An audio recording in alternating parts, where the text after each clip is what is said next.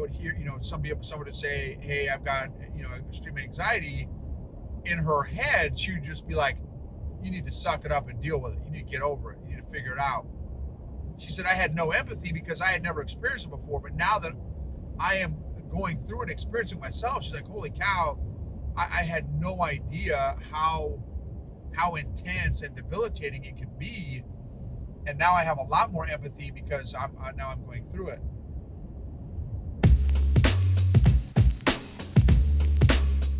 Welcome to the EQ Gangster podcast, where you will learn practical tools to grow your mental and emotional health and intelligence to be the best version of yourself, both at work and at home. It is real, raw, and transformational. The journey of emotional growth isn't easy, but it's worth it. I believe in you.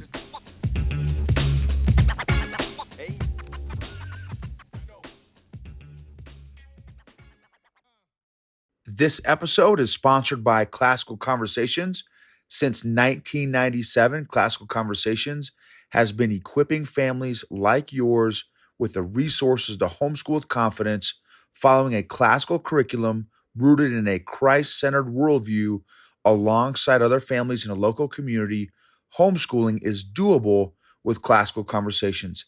Check out classicalconversations.com/Gibbons for more information. Again, that's classicalconversations.com/Gibbons, GIBBENS. EQ Gangsters, what's up? Had a super fascinating conversation with a friend of mine. We talk maybe once a year. She's a very, very successful consultant, business consultant, like 7-figure consultant, and super, super lady. We met a number of years ago through a friend of mine, and it was interesting when we first met and had some initial conversations. She said, Noble, she said, you and one other guy are the only two people that I've heard that can talk both business and spiritual stuff. Most people, it's one or the other, but not both. And I thought that was, interesting, maybe observation, comment from her 4 decades of consulting experience to Fortune 50 companies. And she reached out and shared some very difficult things that she's going through. And I want to talk about it because she's not alone. Now, me being in the space of emotional health and emotional intelligence for the last 4 years, she is not alone. But this topic, I feel, is still under discussed. And as a result, it can feel very isolating and fearful when you are the one going through it. Kathy has gone through this same thing, and heck, I have also. So again, it's a topic that I want to talk about with you all. So it's the concept of extreme anxiety to the point of almost paralysis of behavior. And again, if you've been following me on the podcast for a while, you know that I had a 2-year stint, 24/7, 365 for 2 years straight, 7 days a week, of intense not wanting to be here thoughts. Sometimes I have a younger audience, or I have children of adults that listen to this, so I want to choose my words carefully. So didn't want to be here very, very intensely, if you're picking up what I'm putting down, for 2 years straight. And then probably another decade of pretty decent depression after that. Now, the decade of depression was not near as intense as the 2 years of all-consuming 24/7 obsessing over not wanting to be here. And what I shared, and if you've ever experienced that level of intensity of anxiety and stress, it can become debilitating. It can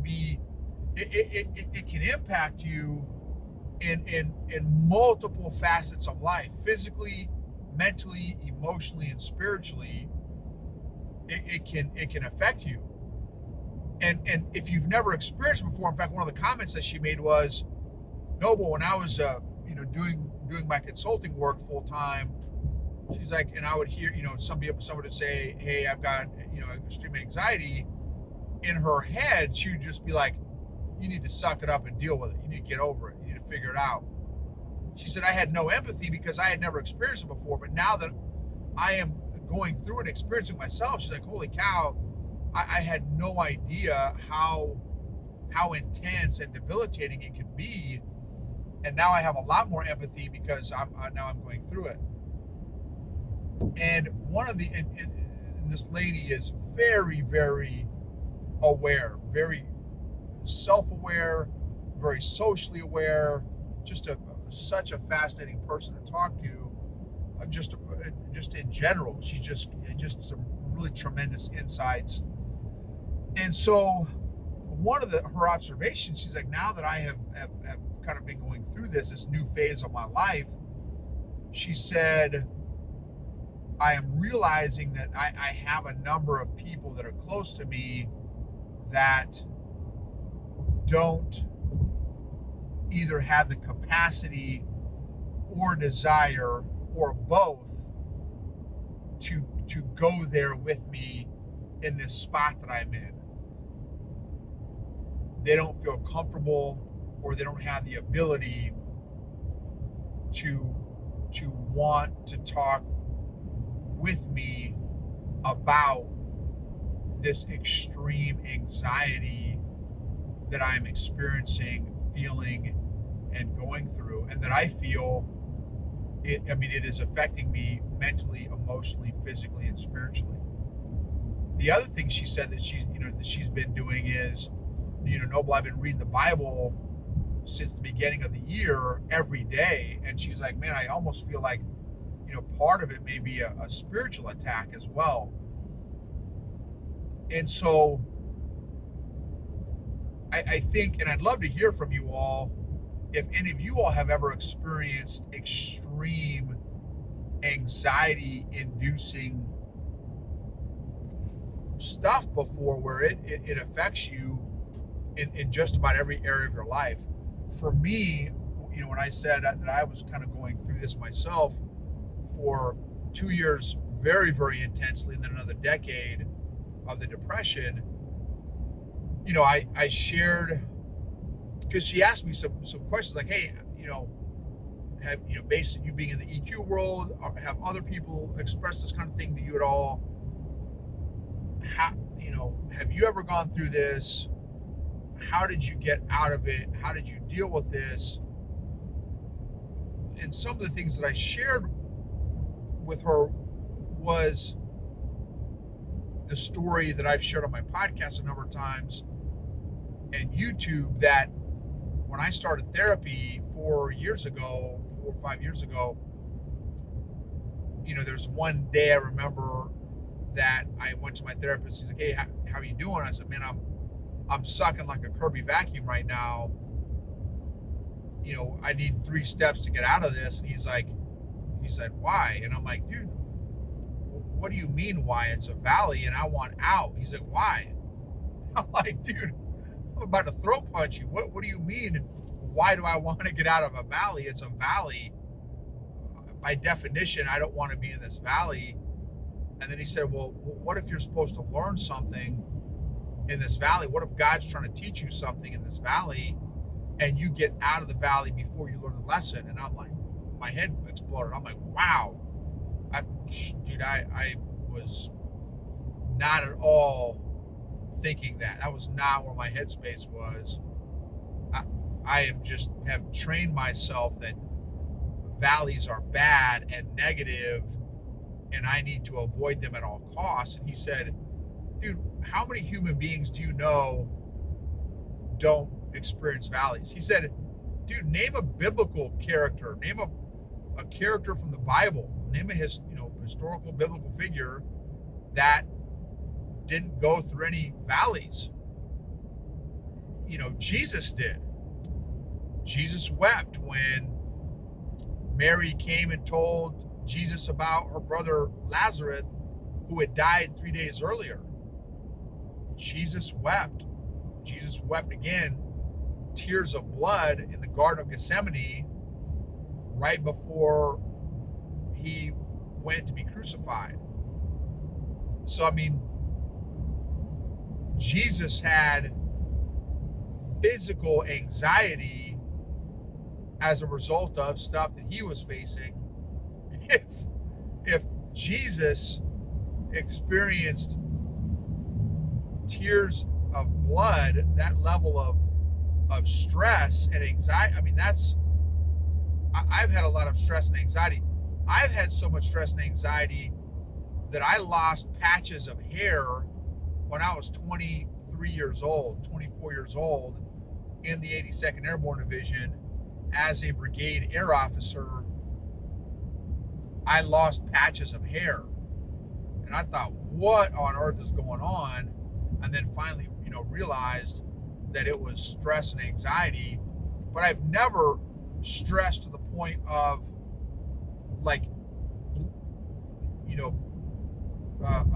crying drops of blood. So I feel like, again, being in the space, I feel like there are phases of a human being's experience that are incredibly anxiety producing, especially those of us that have never learned this EQ stuff, emotional tools to how to handle, number one, to be aware of these emotions, but number two, how to manage these emotions, these intense emotions. And so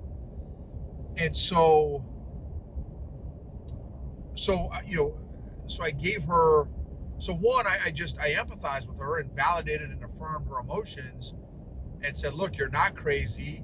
You are not the only person that has experienced this stuff, this level of intensity, and it's no fun being in this spot. It can feel scary. It can be fearful. It can be intense. It can be paralyzing. It can be debilitating. It can be isolating. It can be lonely. All those different emotions, and then I said, so physically, I would encourage you to continue staying active, continue moving, even though you don't physically feel like it, or you may even be fearful to move. Really set a goal of even a 5-minute walk outside or a 10-minute walk outside. Just get your body moving. Physical movement is beneficial physiologically. And if you can even do longer walks, 20-minute, 30-minute walks, that's even better. And then I told her some breathing exercises. We're gonna start doing some breath work. The goal being 10 minutes of breath work a day is really helpful. That's another suggestion. I've been doing it pretty consistently now for a couple months, 2 or 3 months now. 10 minutes a day of intentional breath work.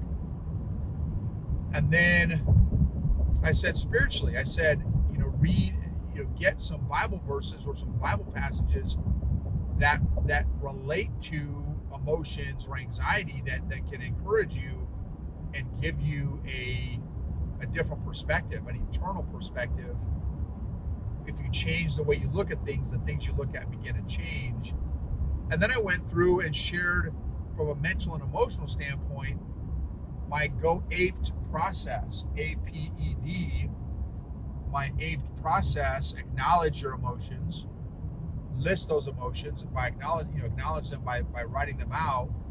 P, give yourself permission to feel those emotions, 60 to 90 seconds each, especially those top 5 or 10 emotions that you write down, because those are typically your strongest emotions, your most intense emotions. And then E, express those emotions in writing. Lots of research and science on the physiological, mental, and emotional benefits for journaling, intentional journaling. And then in that E of expressing, writing down your emotions and thoughts, is write out what truth statements you want to have as well. What are some truth statements that you want to have? I said, because what sometimes happens is our emotions can trigger some narratives, some stories, some scripts, some playlists that our mind creates, that are not based in truth. They're solely based in emotion. They're not based in any accuracy or truth. And then our brain can run with it and use those narratives and playlists to keep us going south. So what's helpful is to come up with, during that expressing, when you're expressing your emotions and thoughts, is also express those new scripts, those truths, and even Bible verses that connect to those truths that you can stand on, when so that you can start creating again new playlists and new scripts. And then D is discuss with a friend, a family member, a colleague that is emotionally safe, that you feel is safe, can be safe with your emotions and not judgmental.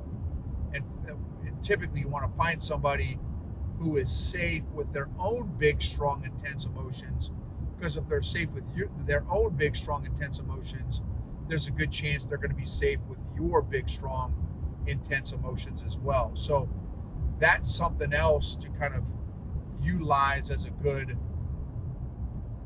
guideline, rule of thumb in terms of the discuss, who to discuss with. So APED, acknowledge, permission to feel, express, and discuss, would be, those are some other things I shared with her.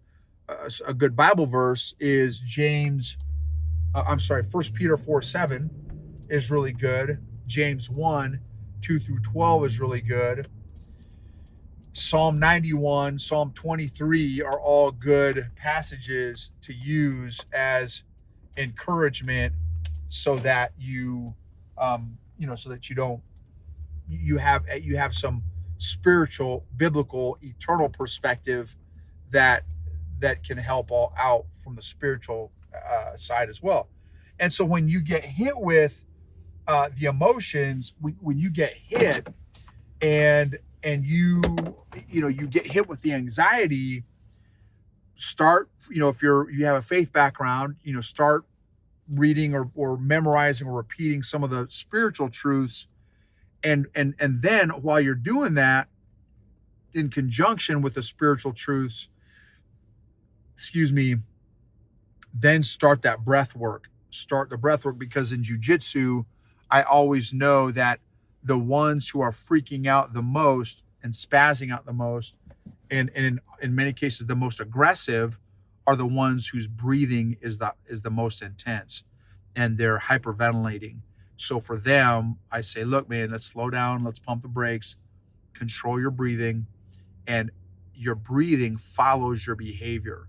The more intense your breathing, the more intense your behavior. The more calm you're breathing, the more calm your behavior. Thank you for being a part of this journey. Thank you for letting me be a part of your journey. Emotionally healthy people help heal other people emotionally.